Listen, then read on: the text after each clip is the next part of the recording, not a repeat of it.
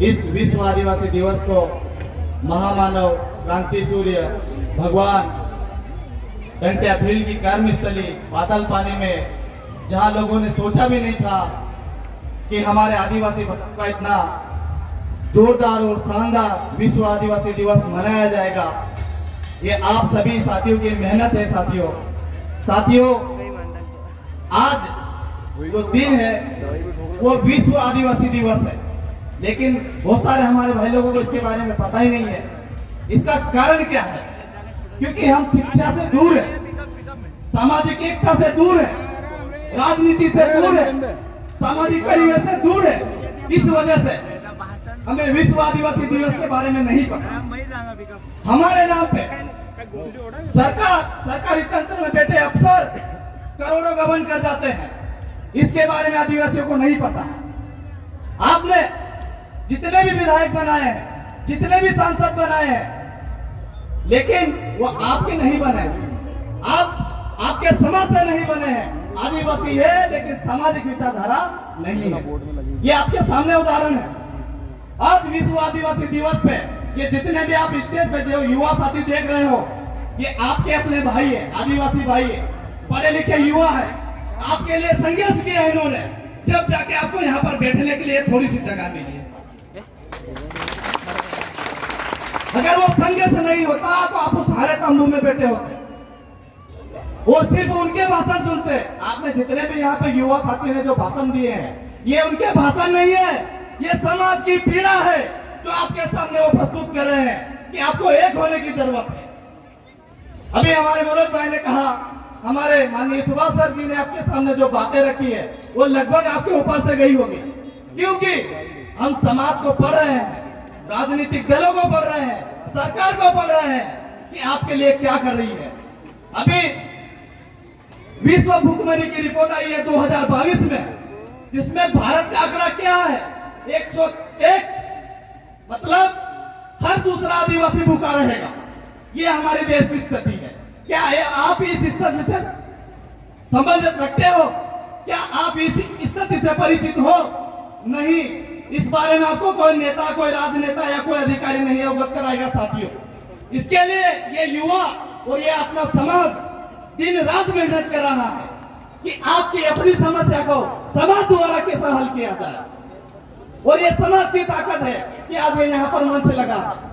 साथियों, आज हमारे आदिवासी भाइयों को अपनी भाषा, अपनी बोली, निमाड़ी, भीली, कोरकू, संताली, इसके नाम पे कितना टॉर्चर किया जाता है। बोलते हैं कि ये भाषा ही अपराध है।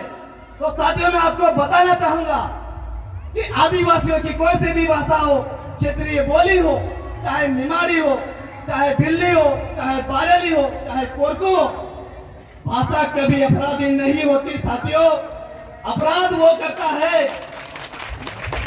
जिन्होंने हमारे आदिवासी भाइयों को समझा नहीं। जितने युवा यहाँ पर जो मंच पे 3 फोटो लगी है, भगवान बिरसा मुंडा की, भगवान टंट्या भील की, नॉलेज ऑफ सिंबल बाबा साहब अंबेडकर जी की, कितने लोग इनकी विचारधारा पे काम करते हैं? क्या आपके रग में इनका खून दौड़ता है?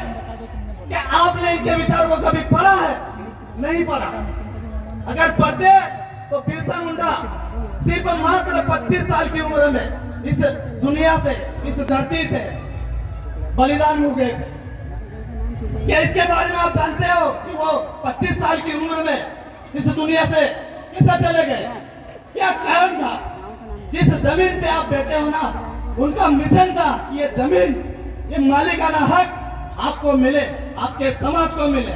इसलिए उन्होंने 25 साल की उम्र में इस दुनिया को, इस धरती को आपके नाम पे छोड़ के चले गए कि मेरा समाज इस मिशन को आगे बढ़ाएगा, इस कारवा को आगे बढ़ाएगा। लेकिन मेरा आदिवासी भाई शायद इस विचारधारा को समझ नहीं पा रहा है। उसे कहीं ना कहीं अभी भी ऐसा ही लग रहा है कि सिर्फ राजनीतिक दल ही उनकी बात रख सकते हैं, राजनीतिक पार्टियां ही उनकी बात रख सकती है। ये अपना स्टेज है, यहाँ पर सादर आप थोड़ा समाज जन को अपनी बात रखने के लिए आमंत्रित किया जाता है। तो इससे बड़ी गर्व की बात क्या हो सकती है कि पूरे आदिवासी समाज के युवाओं में जो जुनून आया है, वो इन महापुरुषों के विचारधारा से आया है साथियों, किसी नेता नगरी की वजह से नहीं आया है। ये तंबू आप देख रहे हो, ये इतना छोटा तंबू क्यों लगा है? हमें खेद है कि हम पूरे समाज को बिठाने के लिए हमारे पास दरी भी नहीं है। क्यों? क्योंकि ये युवाओं की मेहनत है, ये आप लोगों की मेहनत है। तो आप देखिए कि सरकार ने आपके त्योहार को कितनी बेहतर तरीके से मनाने का प्रबंध किया है। यहाँ तक कि बहु प्रशासन ने आपके लिए पानी का टैंकर भी नहीं लगाया। कितनी दुख की बात है। माननीय एसडीएम साहब और तहसीलदार साहब को हमने पहले ही अवगत करा दिया था कि हमारे समाज के लिए कम से कम आप पानी की व्यवस्था तो करवा दीजिए, लेकिन वो भी नहीं हुई। एक टैंकर लगाए, वो भी अभी हमने उनको फूल लगाया। तब आप देखिए कि आपकी समाज के लिए अगर इस महू के अंदर में कांवड़ यात्रा होती या कोई और सा कार्यक्रम होता तो जगह जगह आप पे फूल फेंके जाते, आपके लिए भोजन की व्यवस्था की जाती। मेरे आदिवासी भाइयों को किसी ने पानी का नहीं पूछा, किसी ने उनके ऊपर फूल नहीं फेंके, क्योंकि उनका अपना त्योहार था। कितनी दयनीय स्थिति है। हम इस बात से हमारे समाज को अवगत कराना चाहते हैं कि ये हमारी स्थिति है। आप बताइए कि आप किस पे भरोसा करोगे? इसके लिए ये मंच है जय आदिवासी युवा शक्ति, जहां पर हर युवा, हर बुजुर्ग, हर माता बहन अपनी बात को शासन प्रशासन तक पहुंचा सकता है। सब ये लड़ाई सिर्फ हमारी नहीं है, सिर्फ ये लड़ाई इस पीले गमछे की नहीं है, ये लड़ाई सिर्फ हमारी नहीं है साथियों, ये हमारे संपूर्ण आदिवासी समाज की है, संपूर्ण मूल निवासी समाज की है, संपूर्ण एससी एसटी ओबीसी समाज की लड़ाई के साथ। और लड़ाई का मतलब ये नहीं है कि हमको किसी को पत्थर मारना है, ये विचारों की लड़ाई, हक अधिकारों की लड़ाई। कितने युवा इसमें आगे आते हैं बड़ी मुश्किल से। महू में हमारे 20-25 भाई लोग बड़ी मेहनत करके इस पूरे समाज को एक करने का काम कर रहे हैं। उसके सामने कितनी दुविधा खड़ी है, कभी समाज के वरिष्ठ लोगों ने पूछा है? नहीं पूछा। साथियों, आज महामानव भगवान टंट्या भील के हम कर्मस्थली में मौजूद है, लेकिन क्या मैं यहाँ की जनता से पूछना चाहूंगा, किसी बोर्ड पे आपने लिखा हुआ देखा क्या कि जिस धरती पे आप बैठे हो, जिस धरती पे आपका कार्यक्रम हो रहा, वहां पर किसी बोर्ड पे लिखा क्या मध्य प्रदेश शासन ने कि ये भगवान टंट्या भील की कर्मस्थली है? नहीं, ये सिर्फ पर्यटक स्थल घोषित करके रख दिया गया है। हमारे लिए कितनी दुख की बात है। ताली बजाने की बात नहीं है साथियों। यहाँ पे धरती आकाश पाताल पता नहीं कितने संगठन बने हैं, लेकिन उन्होंने कभी इस मालिक के वंशज के लिए आवाज नहीं उठाई है। हमेशा गुलामी का काम किया है। मैं आपको अवगत कराना चाहता हूं कि 4 दिसंबर को मंडला में माननीय शिवराज सिंह चौहान जी ने घोषणा करी थी कि पाताल पानी रेलवे स्टेशन का नाम टंट्या भील के नाम पर रखा जाएगा। वो घोषणा सिर्फ अखबारों में रह गई। इस महू को और इस पाताल पानी भगवान टंट्या भील की कर्मस्थली का कोई नाम में परिवर्तन नहीं हुआ। माननीय शिवराज सिंह चौहान जी ने 4 दिसंबर को घोषणा करी थी कि हम यहाँ पर म्यूजियम बनाएंगे, 5 करोड़ का प्रोजेक्ट लेके आएंगे कि यहाँ के आदिवासी लोगों को उनके कार्यक्रम करने के लिए, उनकी सभा करने के लिए जमीन दी जाएगी। क्या आपको पता है कि 1 भी बीघा आपको जमीन नहीं मिली है? यहाँ तक कि आदिवासी समाज का अपना कार्यक्रम करने के लिए हमारे पास यहाँ पर जमीन नहीं है। यहाँ पर ठेले लगाने वाले को जमीन दी जाती है, व्यापार करने वाले को जमीन दी जाती है, लेकिन इस मालिक के वंशज को बैठने के लिए भी जमीन नहीं दी जाती है। कितनी दुख की बात है। आप बताओ किसकी देखभाल करते हो? क्या आपके घर में इस मालिक की फोटो, एक भी फोटो लगी हुई है? जिसने आपको जमीन दिलाने के लिए 11 वर्ष तक अंग्रेजों, साहूकारों, जमींदारों से जमीन छीनी और छीनने के बाद में आपको दी, मतलब दोहरा था। अंग्रेजों ने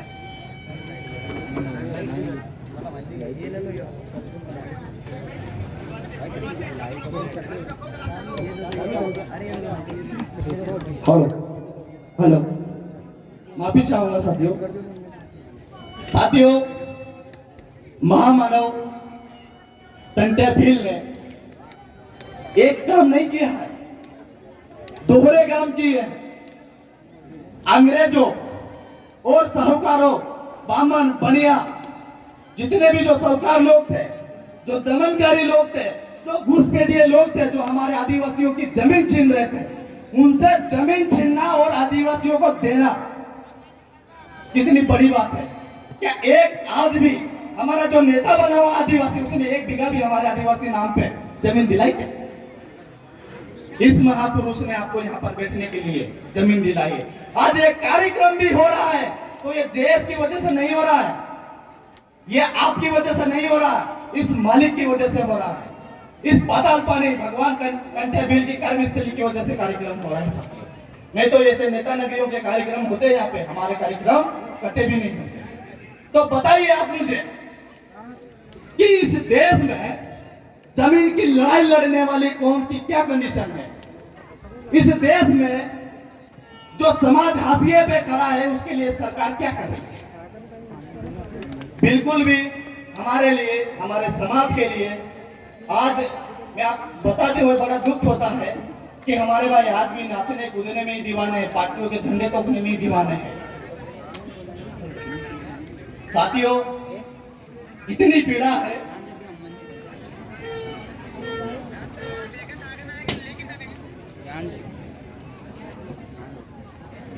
हमें किसी राजनीतिक दल से कोई लेना देना नहीं है, किसी धार्मिक संगठन से कोई लेना देना है। हम हमारा अपना कार्यक्रम करते हैं, हम हमारे समाज के लिए कार्यक्रम करते हैं। यहाँ पर हमने माननीय एसडीएम साहब को भी बुलाया है, उन्हें 5 बजे का समय दिया है कि हमारे समाज की जितनी भी मांगे हैं, हमारे विद्यार्थी, हमारी माता बहनें, हमारे बड़े बुजुर्ग, यहाँ तक कि हमारे नेता, उनकी भी कुछ मांगे हैं, वो भी आदिवासी समाज के इस मंच से रखी है कि 5 बजे माननीय एसडीएम साहब, तहसीलदार साहब हमारे बीच में आएंगे। अगर नहीं आते हैं तब भी हमने हमारी मांगे रखी है। तो साथियों, इस कार्यक्रम को, ये अपना कार्यक्रम है, अपने आदिवासी समाज का कार्यक्रम है और ये कार्यक्रम कतई भी नहीं है, ये विश्व आदिवासी दिवस का सबसे बड़ा त्योहार है। क्या आप लोगों को पता है कि ये त्योहार क्यों मनाया जाता है और कैसे मनाया जाता है? बिल्कुल भी नहीं पता है।